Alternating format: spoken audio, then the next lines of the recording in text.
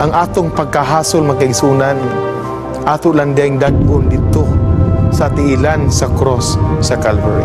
Kitang tanan magkaigsunan, naggapos ta. Kitang tanan magkaigsunan, nahasol ta sa atong mga sala. But I like what Jesus said, lay it all on me.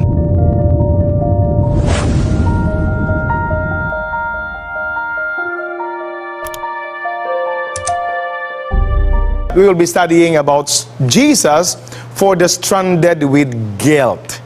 Karong hapon, pangutanan ako si Pastor Gulpan kung unsa gid ning guilt. Unsay binisaya sa guilt. And then Pastor Gulpan, nisulti gid nako magigsunan nga kaning guilt is kahasol. Nahasol ka tungod sa imuhang sala. We are guilty. And sometimes we are stranded because of our guilt. And I want to tell you that Jesus is there for us, is there for me, is there for you, for the stranded with guilt. Adunay usa ka batan-on nga ginganlag si Shiano. And this happened in Jaipur, in India. Sugilanon, matuod nga sugilanon sa istorya ni Shiano, usa ka bata nga butan. Nga naglakaw siya sa dalan kay padulong siya sa party sa iyahang son nga gala nga ginganlan og si Pramod.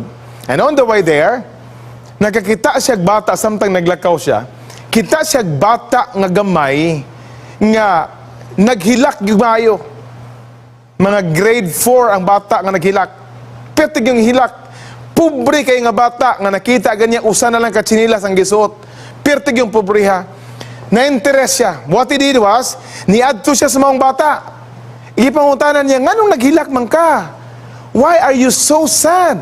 Ang imong countenance is so sad. Ngano man? So, sir, nihilak ko tungod kay nahadlok ko sa akong papa.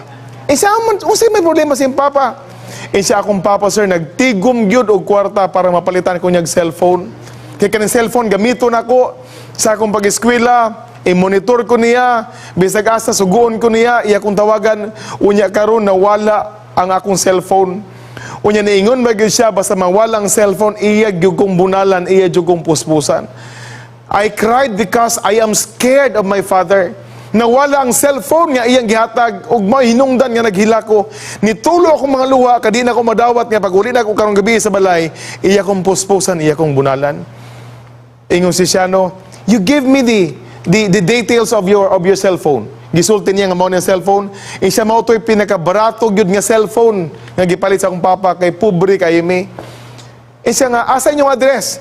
Kay isaad nako basta makitaan ganan nako ang phone nga nawala nimo. Magklaro naman ako sa detalye. Ihatod gyud nako sa inyong balay. Parang di ka mabunalan anytime today. Siya salamat kayo nagpadaghilak ang bata. Ni padayon pod si Shiano paglakaw. Pag-abot niya sa party ni Pramod, nga iyang higala, birthday ni Pramod, nag-celebrate, unya, naapoy lain gipasalamatan si Pramod, kay si Pramod magkaigsunan, usa na kabugoy nga bata, dato nga bata, nga nakakita siya usa ka cellphone, pinakabarato nga cellphone. Ningon siya, ang tag-iyaan ni karon naghilak-hilak ito. Nakita na ko sa dalan, wa ko kay laki sa tag-iyaan pero I'm sure, ang nag-iyaan ni pobre yung kayo. Mo nang naghilak gyud to kung kinsa tag-iya bisan og barato ni nga cellphone. Nakita dayon ni Shiano, siya akong tanaw ng cellphone. Karon nga iyang nakita. Pastilan siya mao gyud ni ang cellphone sa bata nga nawala. Giingnan niya si Pramod, ibalik nato ang cellphone nga nawala. Dili man niimo. Kay ang bata naghilak karon akong nagyan sa dalan og niingon siya basta kay mawala iyang cellphone, puspusan bunalan siya sa iyang papa. Ingon si Pramod, bahala siya, puspusan siya. Ikalingaw na ako nga nakakita kong cellphone nga baratohon. Kay wa may cellphone nga barato, mahal ang among cellphone diri. Munang di ko angay mahadlok. Nga naman nagbunalan siya. Nga nung nagdinanghag siya. Wa gyud na convince ni Shiano iyang higson nga higala nga si Pramod. And even the group, mga higala ningon, ayaw na iuli. Patagamatong bata nga nung nagdinanghag siya, nga nawala iyang cellphone. In short, wa gyud giuli ni Pramod ang cellphone nga baratuhon nga nag-iya nini maong bata. When nahimo si Shiano, he went home, nagluya si Shiano, Mismo naghilak po siya, kinaluoy siya sa mga bata nga bunalan. And 3 weeks later, nakadawat og tawag si Shano, gikan kang pramod, nga Shano, please come home. Niadto si Shano sa iyang balay. Unsay problema? Siya, I lost my cell phone. Katong Galaxy S4, because this is before. Siya, nawala ang akong Galaxy S4. And then nag-uol ko. Siya, mag-uol man ka, nga dato man ka. Makapalit man ka. Siya, tinuod na. Nag-uol ko tungod kay nagabaan jud ko sa mga bata. Nagabaan ko sa tag-iya nga sa cellphone nga barato kayo, nga luoy kayo, nga tingali gipuspusan to sa bata. Gitawagan ta ka, gipaanhi ta ka sa balay, kay gusto ko magpauban nimo, muadto ta sa balay sa bata, kay iuli na ko ang cellphone nga nawala niya, kay naa ko'y guilt nga gibati, nga nang wa na ko giuli. Silang duha niadto sa balay sa bata, na-locate nila ang location, ang address sa mga bata, but when they arrive there, the door is closed and the door is locked. Walay tao. Ang nag-entertain nila ang silingan sa maong balay. Ningon ang silingan, o sa may tuyo ninyo? Isa ma'am, 3 weeks ago, nakakita ang gugong cellphone. Kay balog yun ko nga, nag-iyan niya ang bata. Pero nagdumili yun ko ma'am. I am proud of myself. Nakonsensya ko karon kay nawala po akong cellphone. Mura gigabaan ko sa Ginoo. Manananhi gyud mi kay mong iuli ang cellphone sa mga bata. Iyon na ang silingan. Abi ninyo dong, just 2 weeks ago, ang mga bata gilubong. Siya nga naman ma'am. Because 3 weeks ago, pag uli sa bata alas 7 sa gabi, naibalaan sa amahan nga ang cellphone nawala, gibunalan, gipuspusan sa amahan ng mga bata, o mahinungdan nga ang bata, ni pahulay sa kamatayon. Upon hearing that words, si Pramod gikumot iyang kasing-kasing, and he felt tremendous guilt sa iyahang kinabuhi. He is stranded with guilt. And sometimes we are stranded with guilt. What is guilt, magkaigsunan? Actually, si Noel Coward, usa ka famous playwright, nagsulat siya, naghimo siya prank, interesting prank, sa 20 ka mga tao dito sa London. Sikat nga mga tao. Naghimo siya prank, murag yang gi-blackmail, gisulatan niya, nga ikaw, ang tanan nga mga tao, na kibalagyod sa inyong binuhatan. Kung ako pa ninyo, mulakaw mo, diri sa atong syudad. Ang 20 ka tao kagisulatan ni Noel Coward, with his interesting prank, nakadawat ang 20 ka mga tao. And according to the story, that all of them nilakaw sa ilahang syudad. Why? Because all of them are guilty of anything. Unsa ka magkaigsunan? That one day, if you open your mail one day and found such a note, the same note nga nadawat sa 20 ka mga tao, what will happen to your emotion? What will happen to your life? Ningon nga, Brad, nakita ka na ako, nga nakaisa lang nga nabuhat. Ako pa nimo, mulakaw na lang ka, gikan diri sa atong syudad. Maybe we will go. Because sometimes we are hiding the guilt in us. I want to tell you that guilt is the dread of the past. A pain that wells up within our heart because we committed an offense or failed to do something right. It is a phantom pain. Visionary pain. Visionary na ito, na magkaigsunan, nga kanunay nagalaglag ka na ito, and it is painful if we have that guilt inside us. According to one study, that guilt is one of the most crippling diseases among people today. Psychiatrists and doctors say that unresolved guilt is the #1 cause of mental illness and suicide. This is a fact. It is being discovered by psychiatrists and even doctors of the day, nga kanibitang wala na sulbad nga mga kahasol sa kinabuhi, mo'y numero 1 nga cause magkaigsunan sa mental illness and suicide among people of today. The question tonight, we will help. Jesus is for the stranded with guilt. The question, how do we relieve the pain of guilt? If we are guilty of anything, Pastor, unsa may buhato nato, pastor, nga maulian ang akong pagkahasol sa akong kinabuhi. Pastor, nagbitbit ko ni ining daghan nga mga sala nga gitaguan nga naa sa akong kasing-kasing ron, pastor. Help me with the help of God how to relieve the pain of guilt. We will study the life of David tonight. Atong tanawon magkaigsunan ang kinabuhi ni Salmista David. The first thing to do, that first thing that David did, og ato pong buhaton, we will follow him, is admit your guilt. Tanawa ingon sa Biblia, David made a similar acknowledgement of a similar sin when he said, "Then I acknowledge my sin to you, Lord." It is found in Psalms 32 verse 5. I like that. If we are stranded with guilt today, we will be with David. The first thing to do that he did, the first thing to do is to admit our guilt. He said, "Lord, I acknowledge my sin to you." Ginoo, akong giila, akong giangkon ang akong sala batok kanimo. You know what? According to Gordon MacDonald, when he wrote, we cannot expect to live healthily in the future when the baggage of our past keeps banging away at the trap door of our minds, demanding attention. Do not forget, the first thing to do to relieve the pain of guilt, we are stranded with guilt. The first thing to do is to admit and acknowledge our sin before the Lord and before men.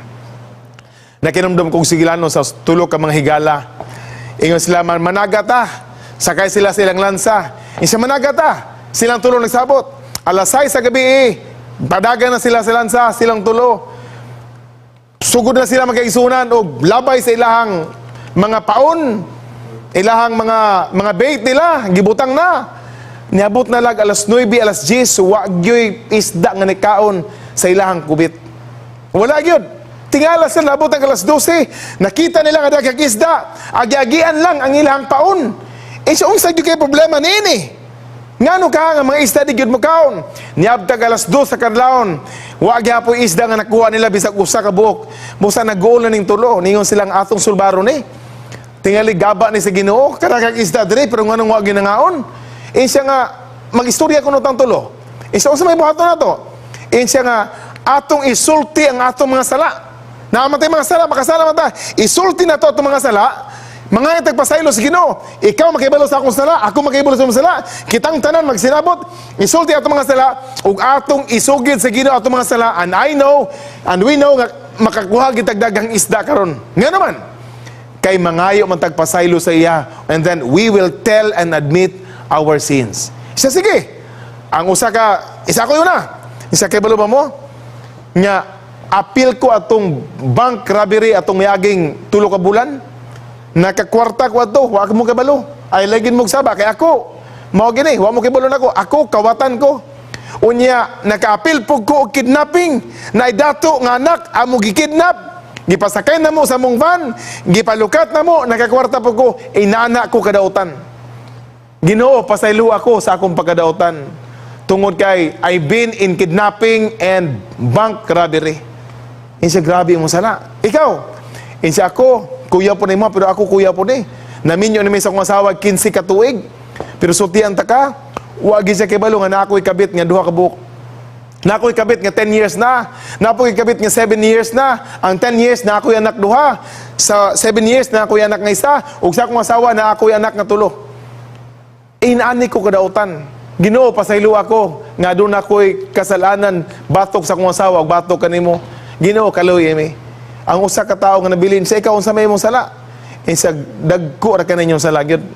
Kuyaw kayo, bank robbery, kidnapping, unya ikaw kanang napugay kabit duha pa jud ka buok, 10 years na, ang isa 7 years, wa kay buloy mong asawa, grabe na inyong sala. Isulti mo rin mong sala, isulti mo rin akong sala. Ingon siya nga pastilan, abi ninyo, mao gini akong problema gyud. One thing lang gyud ang akong sala, kaning ako yung pagkatabian. Tabian gyud ko. Busa nag-ampo sa Ginoo, pasaylo adyo ko sa akong pagkatabian. Gani human sa mong pagpanagat, pag uli na mo ugma, nanapog ko'y ipanabi. You know what? the first thing to do is to admit our sin. This is what David said. Lord, I acknowledge my sin against you. If we are stranded with guilt, do not forget, the first thing to do is to admit our guilt, admit our sin. The first step on the road to recovery and relief is admitting that something is wrong in our life. That's the first one. The second one, according to David, I did not cover my iniquity. Psalms 32 verse 5. When he committed crime, gipapatay niya, magkaigsunan si Uriah. Iya pag yung gihimong kabit si Bathsheba. And then he neglected his kingly duty. Tanan, magkaigsunan. He said, Lord, I did not cover my iniquity. Samtang gi-confront siya magkaigsunan sa prophet, iyang gisulti ang tanan, and he stopped trying to hide his sin. If we are stranded with guilt today, we will be like what David did. We have to confront. We will not hide our guilt. We have to confront our guilt. Tanawa magkaigsunan. Guilt must be confronted and deal with. To overcome, if we can continue to hide its reality, we must deal with it. Adunay, usa ka panultiyon. The truth is, if we don't deal with our guilt, then our guilt will deal with us. Adunay sugilanon nga usa ka juk magaigsunan sa Europe. Kaning juk, usa ni siya ka tao nga high hereditary position in Europe. Dako siya granggo sa ilang government, ang usa ka juk. Nibisita siya usa ka prisuhan. Nakita niya adunay 32 ka mga piniriso nga nanay sentensya nga life sentence. Niya to ang juk iyang interview ang first and siya nga, why are you here? And siya niya ako diri sir tungod kay gibutang-butangan ko sir. Unyang judge nga mo'y presiding judge sir, gibayaran sa among kalaban mo nay nibaliktad iyang desisyon na priso ko sir, wala ako'y sala. Ang isa, ikaw nga nung naamag diri, sir, na ako diri sir. Nga naman, ako'y gipasingin lang nga mo'y nagpatay, pero dili ako'y nagpatay.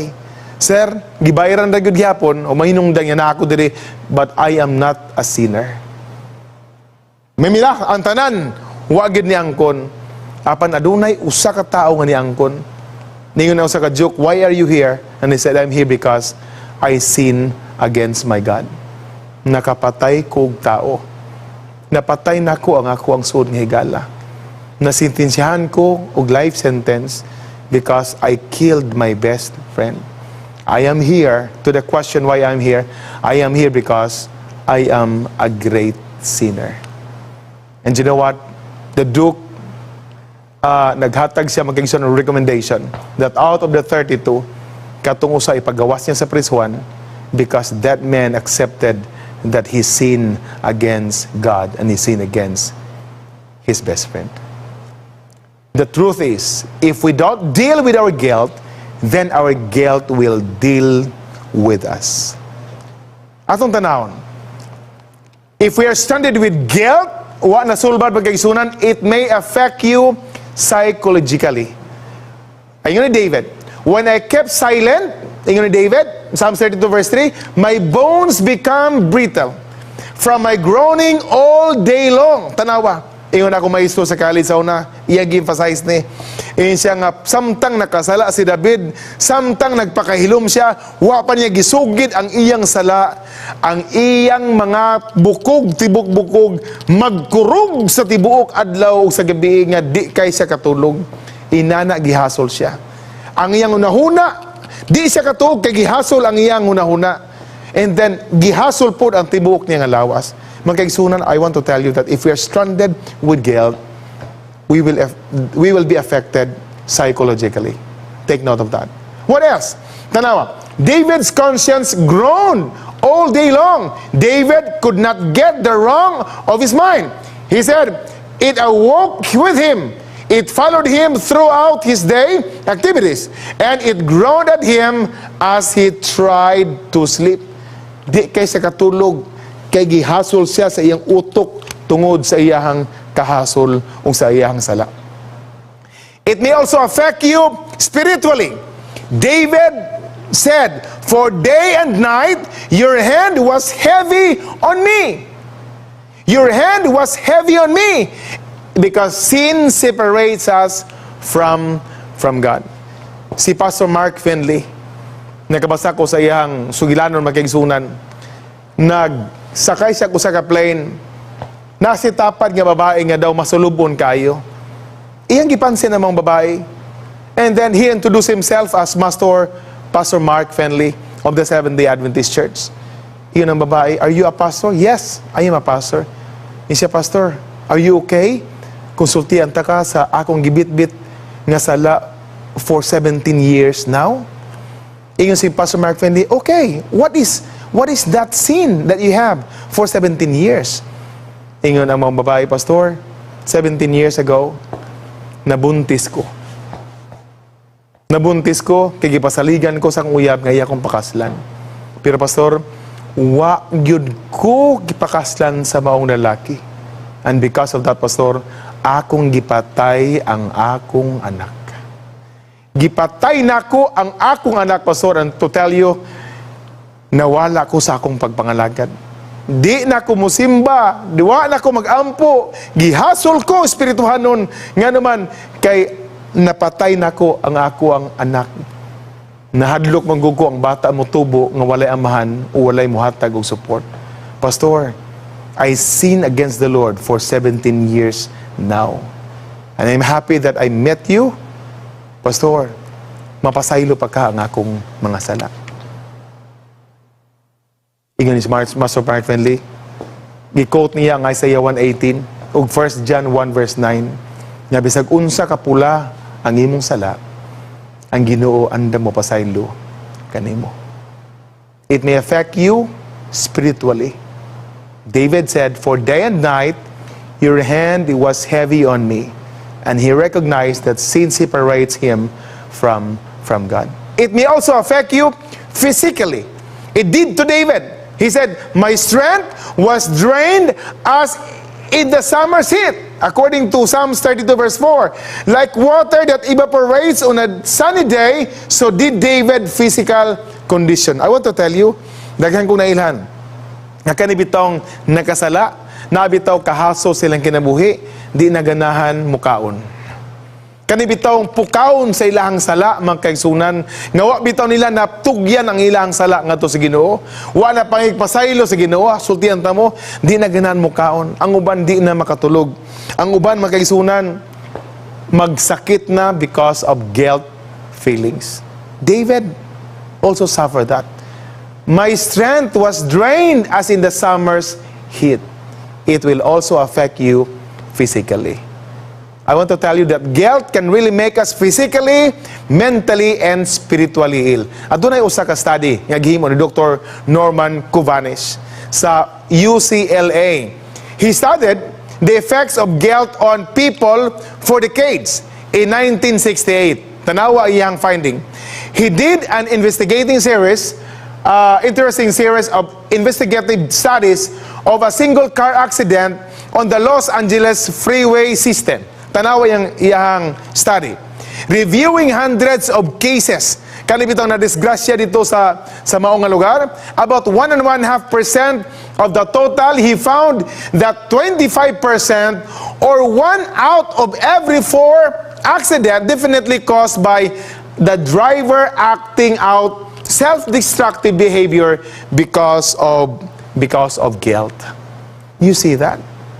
It will affect you physically, it will affect you spiritually, and it will affect you psychologically. Inani katremendos ang gidala sa kahasol sa atong kinabuhi. Do not forget the first two. Let's go to the third. According to David, I will confess my transgression to the Lord. Psalms 32 verse 5. Ikatulo magkaigsunan, to relieve the pain of guilt in us, do not forget to confess your guilt. To confess your sin like David did. I will confess my transgressions to the Lord. Psalms 32 verse 5. The next step to recovery is to tell God like it is. Confession is not telling God something He doesn't already know, because the Lord knows everything. In fact, the word confession means to agree. To agree with. Makigsabot ka sa Ginoo. Human ka na nga, pasaylo makigsabot ka, Ginoo, tabangi ko, nga di na nako mabuhat ni nga sala, time again and again. Guilt is dispelled only when the truth is told. When the sin is confessed to God.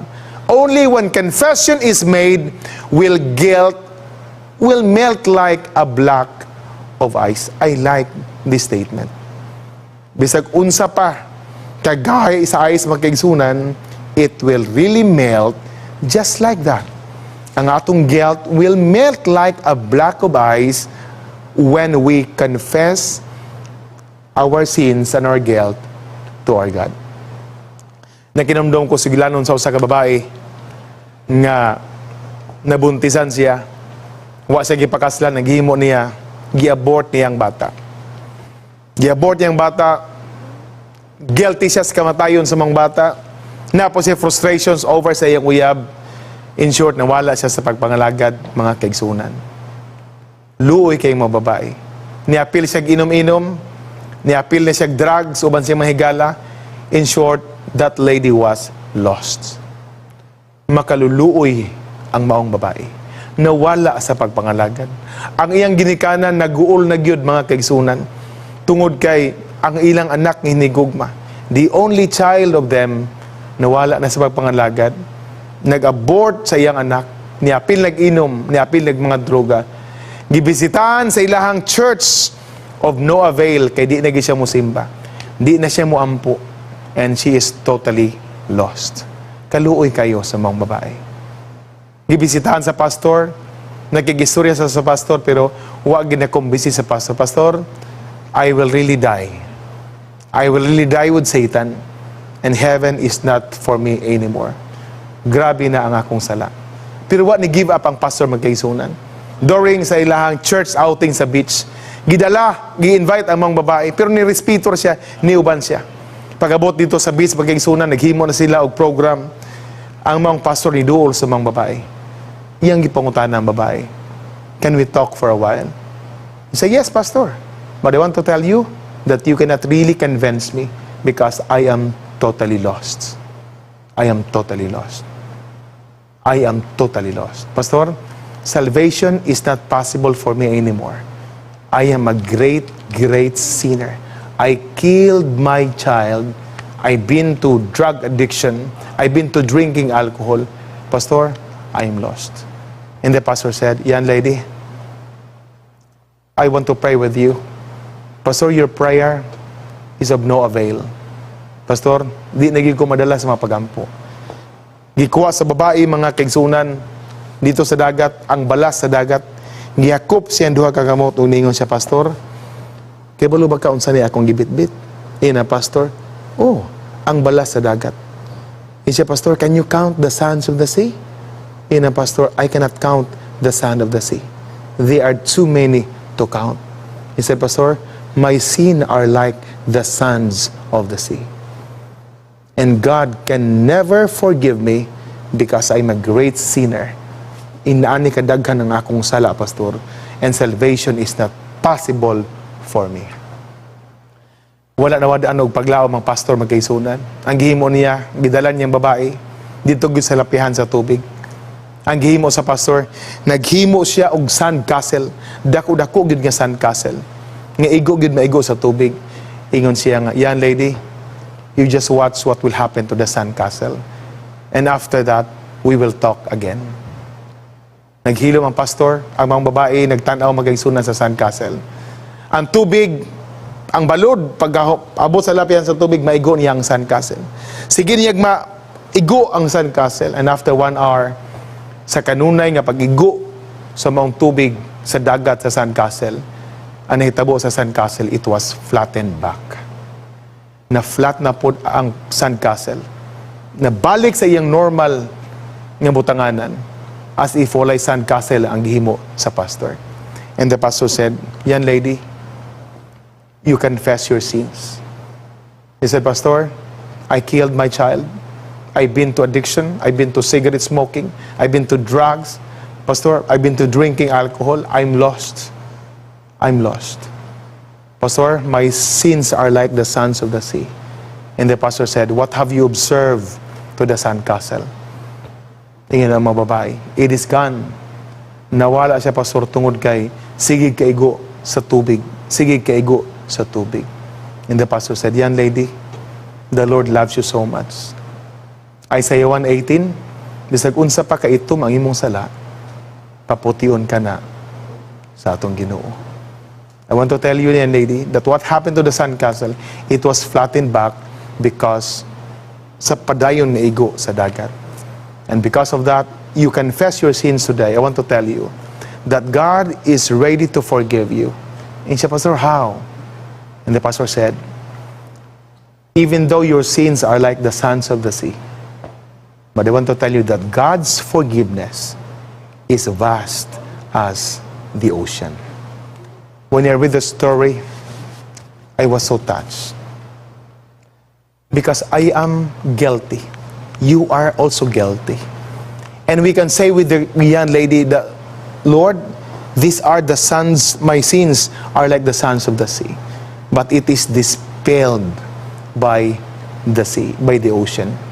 I like the statement of the apostle when he said, "I know that your sins are like the sands of the sea, but God's forgiveness is vast as the ocean." You know what? When we confess our guilt to the Lord, He promises to forgive. This means that He takes it away like a burden lifted. Love lifted us. And the Lord rescued the perishing, and He covers it over and over. Tonight I say, wouldn't you like clear conscience? Wouldn't you like to know that your debts were paid in full? Wouldn't you like to know that your sins were forgiven? Magkaigsunan, gusto ba ka ng imong nahuna sa konsensya malimpyuhan? Gusto ba ka magkaigsunan nga wa ni mo hasol sa imong nahuna? Gusto ba ka magkaigsunan nga ang imong utang sa sala pagabayaran kanunay sa Ginoo? O gusto ba ka nga masayod nga ang imong sala na pasaylo sa Ginoo? I want to tell you that you and I can do it. If we confess our sins, He is faithful and righteous to forgive us our sins and to cleanse us from all our unrighteousness. 1 John 1 verse 9. If we are stranded with guilt today, let us also confess our sins, because God is faithful and He is righteous to forgive you and forgive me of all our sins and to cleanse us from all our unrighteousness. Number 4, and this is the last. Forget your guilt. David said, "And you took away the guilt of my sin." Gikuha sa Ginoo ang kahasol sa iyahang sala, mga kaigsunan. Do not forget that the number 4 thing to do is to forget your guilt. The Lord also will take away the guilt of our sin. Common yung story sa usa ka priest, usa ka pare, nga nagbitbit siya sa iyahang sala nga iyang gitugyan, iyang gipahipasaylo sa panahon nga college pa siya, sa seminary pa.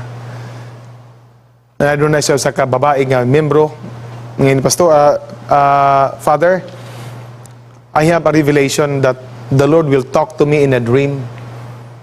And then, nasiya pananaw ni hatag sa kuwa, mag-istorya siya nako in a dream nga magdamgo ko. How is it? Is it He who talks to me in dreams? Iyon din ang maong pari.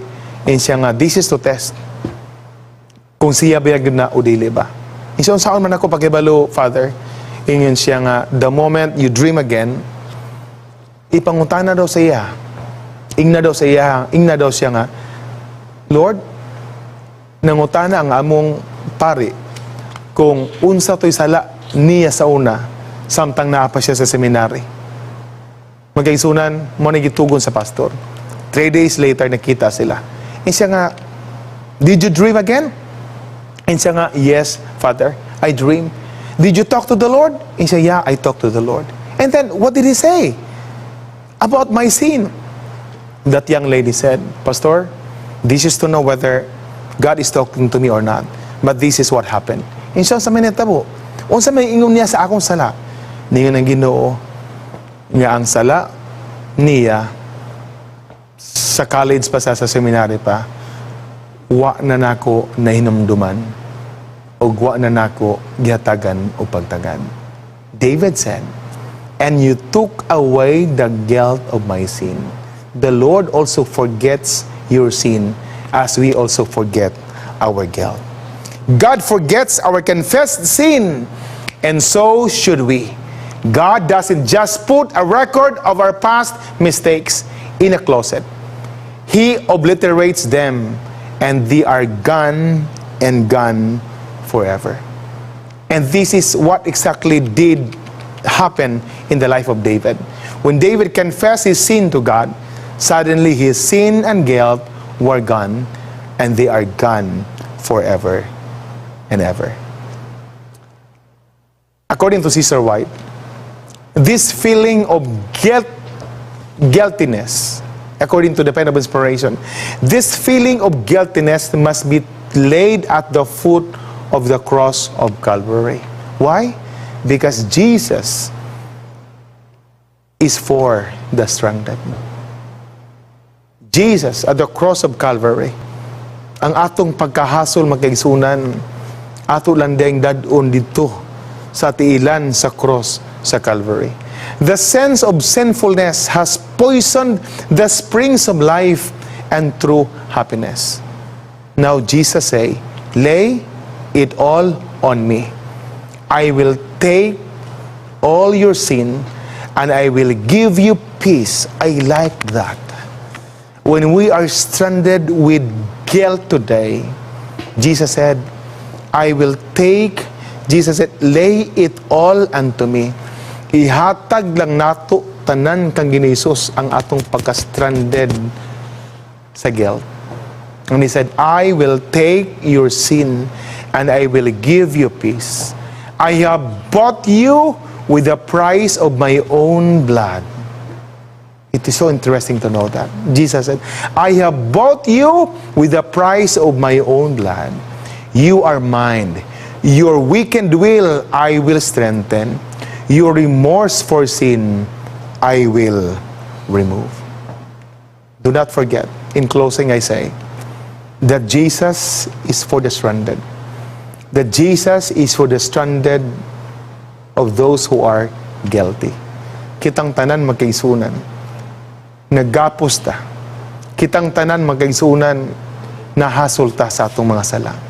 But I like what Jesus said, lay it all on me, and I will take care, I will take all your sins, and I will give you peace.